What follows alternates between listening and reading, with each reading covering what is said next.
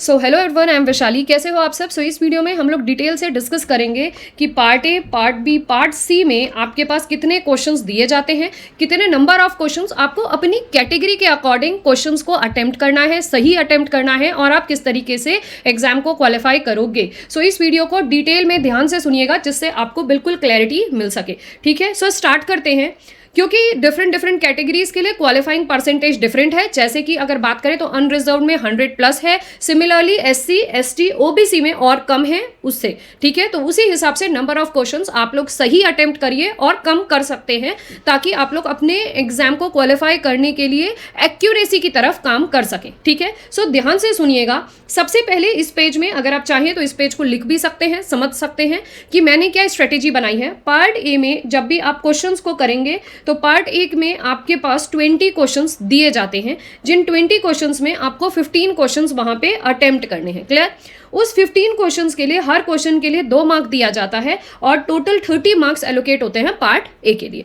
अब part A में अगर आप लोग 100+ मार्क्स लाना चाहते हैं, लेट कि मैं 100+ मार्क्स के लिए टारगेट कर रही हूँ, डिपेंडिंग अपॉन मेरी कैटेगरी है, मैं SC ST कैटेगरी से हूँ, OBC कैटेगरी से हूँ या जनरल कैटेगरी से हूँ, उसके अकॉर्डिंग ही आप अपनी स्ट्रेटेजी बनाएंगे।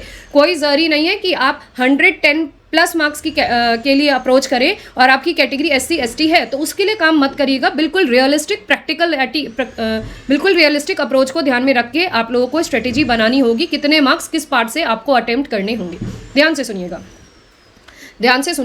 100+ मार्क्स के लिए मैं अगर टारगेट कर रही हूँ तो मैं फर्स्ट पार्ट से 4 या 5 क्वेश्चंस ही करूंगी और बिल्कुल करेक्ट। इससे ज़्यादा मुझे बिल्कुल भी नहीं करने हैं। 4 से 5 क्वेश्चंस करोगे तो आप 8 से 10 मार्क्स वहां से ला सकते हो। अगर मुझे 110 मार्क्स के लिए टारगेट करना है तो मैं 5 से 7 क्वेश्चंस करूंगी पार्ट ए से और मैं 10 से 14 मार्क्स वहां से टारगेट कर सकती हूँ। सिमिलरली अगर मैं 120 मार्क्स के लिए टारगेट कर रही हूँ तो मैं 8 to 10 क्वेश्चंस करूंगी, मतलब पार्ट ए के 8 से 10 क्वेश्चंस करूंगी तो मैं वहां से 16 से 20 नंबर ला सकती हूँ। मैं यहाँ पे करेक्ट नंबर ऑफ क्वेश्चंस की बात कर रही हूँ। क्लियर?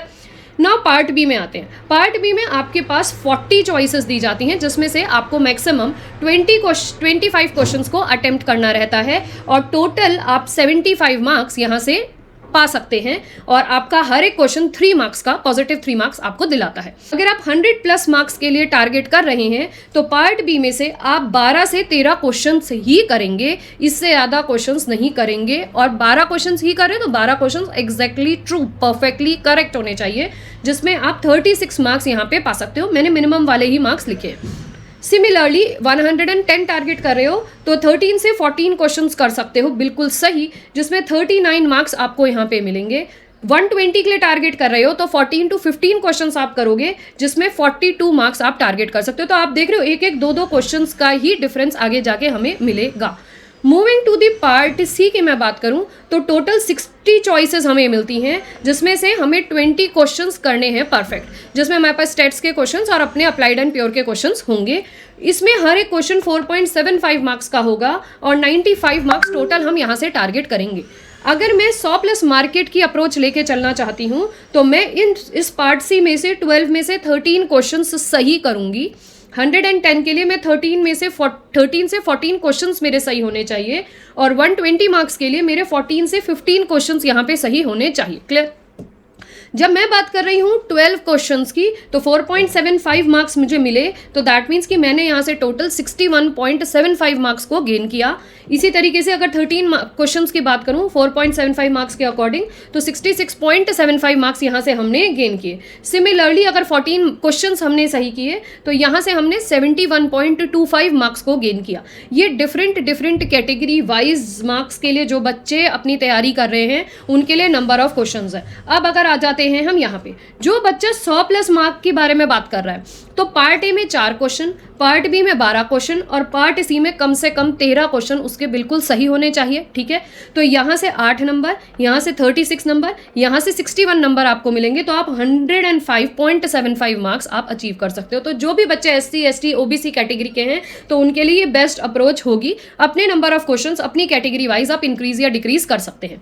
सिमिलरली अगर मैं 110 मार्क्स के बारे में बात करूं तो मैं पार्ट ए से कम 5 क्वेश्चन, पार्ट बी में से कम से कम 13 क्वेश्चन, पार्ट सी में से कम 13 क्वेश्चन करूंगी तो मैं यहाँ पे टोटल 115.75 मार्क्स पा सकती हूँ।